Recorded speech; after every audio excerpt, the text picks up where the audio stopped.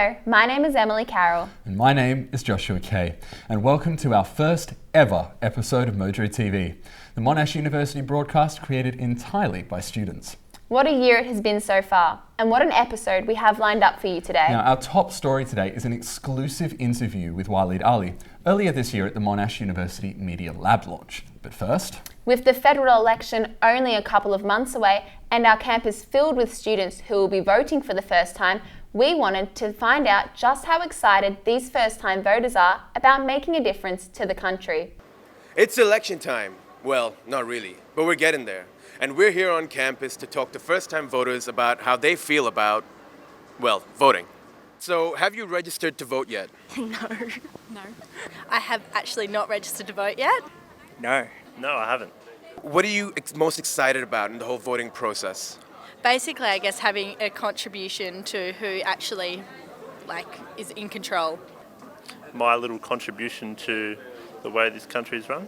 You get to feel like a grown-up. Oh, and there's a free sausage sizzle. Oh, I went there as a kid to vote with my parents once. There was a sausage sizzle. Mm-hmm. That's pretty good. Yeah. Yeah. But they're like $1. Yeah. Yeah, the sausage sizzle. It's not even free.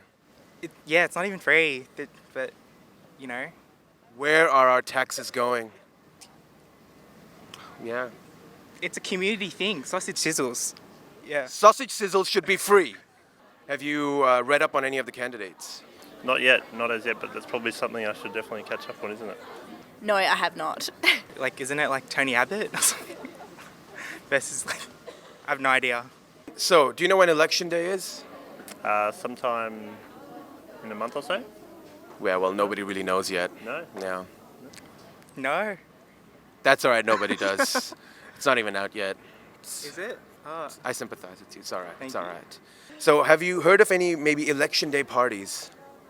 Absolutely nothing. You should plan it. Yeah, really? Yeah. Get around it? Yeah, we'll do. Yeah. That'll be a priority above voting. Yeah. So do you think you're going to put, Facebook posts up, Snapchat, Instagram after you vote? Snap. You're going to gloat your vote? Snappy for sure. I'll share it. Yeah. Yeah, probably might get a Snapchat in there, I reckon. Yeah, do you use social media a lot? Yeah, a fair bit. Yeah. You following any of the candidates on social media? I think I've got a few on Facebook. No, I have better things to Snapchat. My cat. Me and my cat. Yeah, no. Would you vote for your cat? Oh my god, yeah. Yeah. What's your cat's name? Merlin. It's named after a dog. Merlin for Prime Minister. You heard it here first. And there you have it. First-time voters are thrilled to go out and do the adult thing of voting. And maybe have a couple of sausages as well. Krishna Moriani, MOJO TV. now Emily, I think we can see that politics maybe isn't so high on students' Snapchat lists at the moment. But turning to other news now. University is not only about getting good grades, making contacts and procrastinating assignments. It's also about how you present yourself. Monash University's Caulfield campus is known for its laid-back atmosphere and street style. Ashley Paholic went around campus to check out some of the fashion. A strategist is an expert in strategy. A strategist is an expert in street style. Autumn brings with it a lot of change. It changes the seasons from summer to winter. It's when the leaves fall off the trees, and of course it's when you change your wardrobe. But in Melbourne, how do you deal with the changing temperatures? We're here to find out. The old double denim. What we love about this is how the layering can prepare you for anything Melbourne is going to throw at you. These threads come from this young lady's hometown in China. Hashtag all black everything. These jeans were crafted especially for this hipster at Du Jour on Sydney Road in Brunswick. If you're game for a crop, make sure you bring a sweater. You can always tie it around your shoulders. I just woke up and chucked this on. He may have a tip or two for me. Effortless style comes in the details, cuff chinos, man bun and an orange unconventional bag that is. Neutrals and a vintage trench, safe and stylish. The technique of layering at different levels can definitely show off your assets. Preppy and practical, 2 thumbs up here. Super quick tip, if you have bed hair, autumn is the perfect time to just throw on a cap and call it a day. We also love this classy watch, you'll always be on time.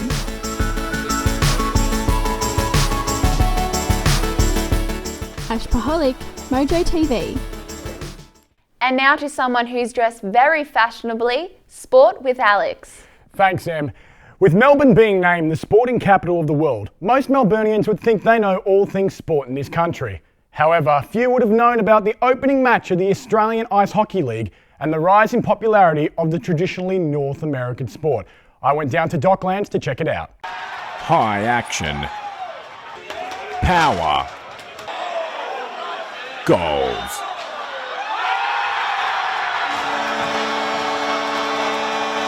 This is the Australian Ice Hockey League, a competition that since 2000 has been giving Canada's national game a new home in Australia. Let's go Ice!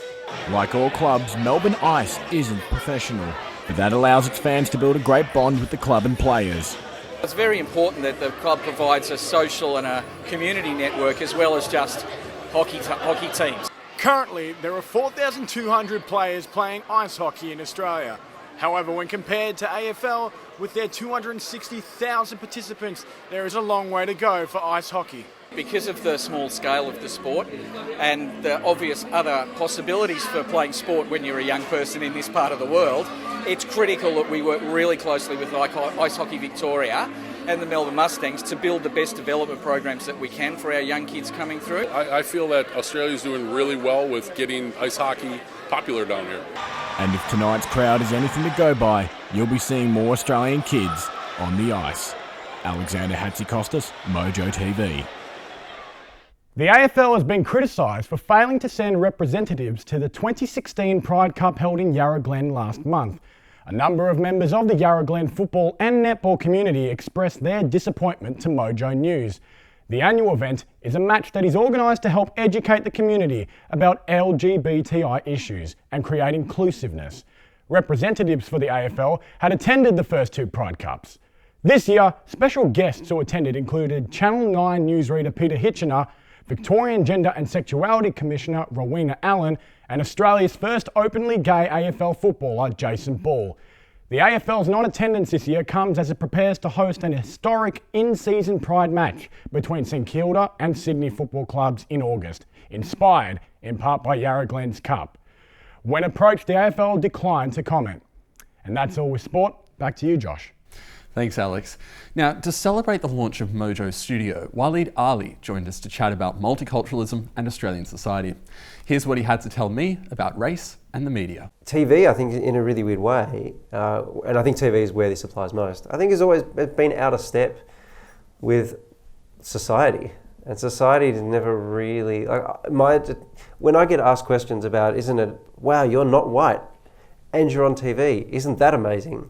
What I find interesting is it's only journalists who ask me that question. Right. The audience never ask me that question. Yeah. They never raise it with me. It's not in their frame of reference. And I think the evidence that this is really in the minds of media people is that the one place you don't see that narrowness is on reality television. Yeah. Because you can't stop non-white people cooking, right? You just can't stop that happening. So when you run a show like MasterChef, they're going to turn up and some of them are going to be really good. And inevitably, despite whatever efforts, some of them are going to be cast, right? And the fact that reality TV has always been so much more diverse than anything that was scripted or more heavily produced, I think tells you probably what you need to know. So do you see the industry changing then and gradually becoming more multicultural? That'll inevitably happen, I think.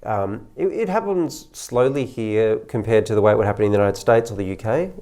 And I don't know entirely what the reasons for that are. I think some of them are just to do with our political culture and our sort of knee-jerk concern with anything that might look like affirmative action or tokenism or whatever, which of course is a problem because then it's entirely cyclical, because if anyone breaks that cycle, well, we have no way of understanding it except through tokenism or affirmative action, which is ridiculous. But yeah, you can see that it's slowly starting to change. And I think the fact that now, I mean, I moved into the project just over a year ago. It's gone reasonably well. The world hasn't fallen apart, at least not yet.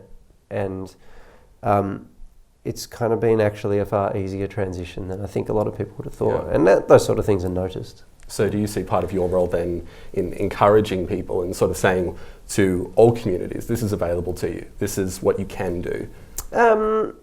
It's funny, I see my role as turning up, sitting in front of a camera and not stuffing it up. Yeah. That's how I see my role. But I recognise that there are ripple effects, and that might be one of the ripple effects, yeah. On the notion of culture, we look back at Australian history and we begin to see that every exposure to new culture, every influx of migration is initially treated with fear and a certain amount of scepticism, only to then eventually be embraced. What do you think that says about Australian culture? Do we deep down have a fear of other people and foreign cultures? I think humans have that.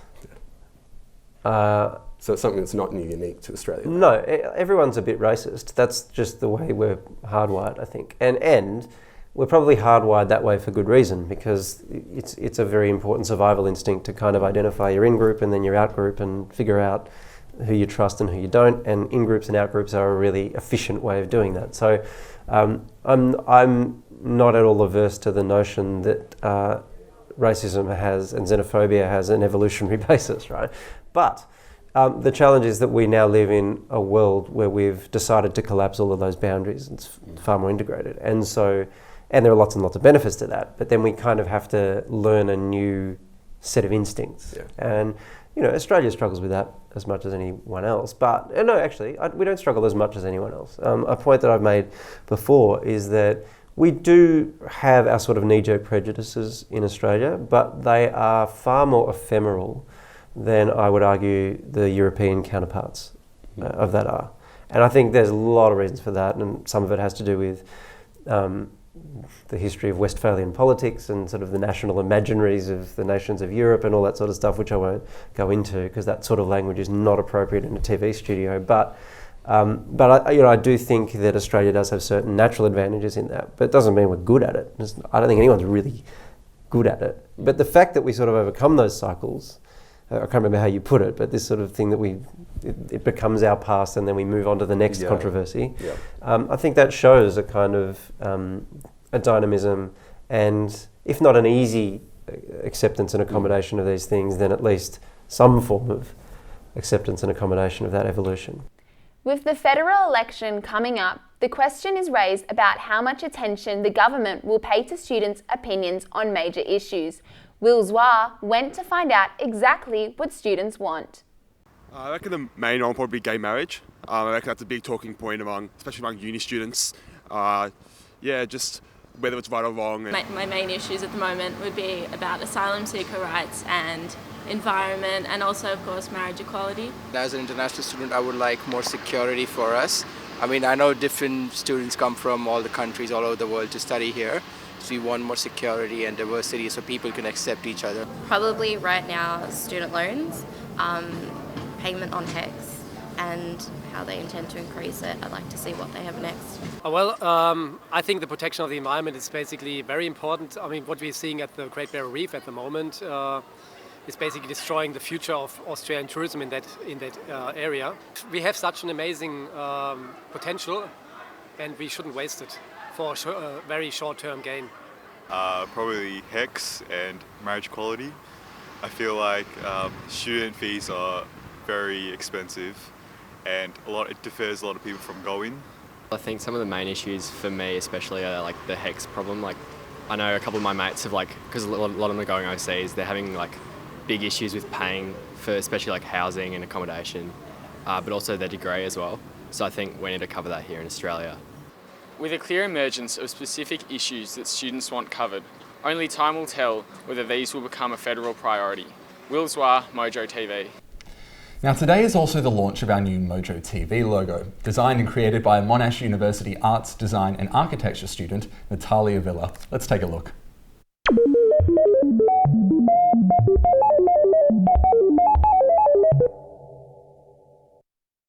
We are joined by Natalia now. Natalia, what a fantastic design. So this was part of your coursework. Can you tell me a little bit about the brief? Yeah, sure. So it was a really interesting brief because we had to create the design from scratch. You guys didn't have an image for the journalism channel, so it was it was a very creative project. And also we didn't talk to the journalism team before studying designing, so it was very personal as well. So without talking to any of the journalism team, how did you get ideas about how to design it? Well, we did come here. We took a bit of a look of what you guys were doing, and for me it was more like I wanted something that was diverse and multicultural, I guess. If you look at the design trends nowadays, everything is pretty flat. I wanted that because it's just easy to apply to any background or situation. Can you tell us a little bit about the program that you designed it on? Yeah, sure. I usually design in Illustrator. It's just really easy for me to just sketch and do. Yeah. But this design came from a piece of paper, which I rarely do. I usually just start designing in the computer. But my professors encouraged me to start sketching with pen and paper, and that's what I did. Like I was just sitting on a train and started sketching. So this design came from a piece of paper, which was interesting. So you were one of many people designing logos for MOJO, weren't you? Yeah, so all of my classmates did a design as well, and mine was chosen. So how does that feel, knowing that your logo is going to be up on MOJO TV? It's pretty cool to be able to have this opportunity here in Australia. And are you excited about your future work for MOJO? Yeah, sure. It's a work in progress. So yeah, I'm excited to create more designs, and especially now that I'm talking to the journalism team to become a part of the whole project. It's really interesting. And just quickly, how long does it take to design something like this? It could take you 2 seconds, or it could take you days. But when you have a brief and deadlines, you just have to make it work. So. Preferably the 2 seconds. Yeah. Thank you so much for joining us. Thank you. That is all we have time for today. I'm Emily Carroll. And I'm Joshua Kay. Thank you for tuning in, and hopefully we'll see you next time.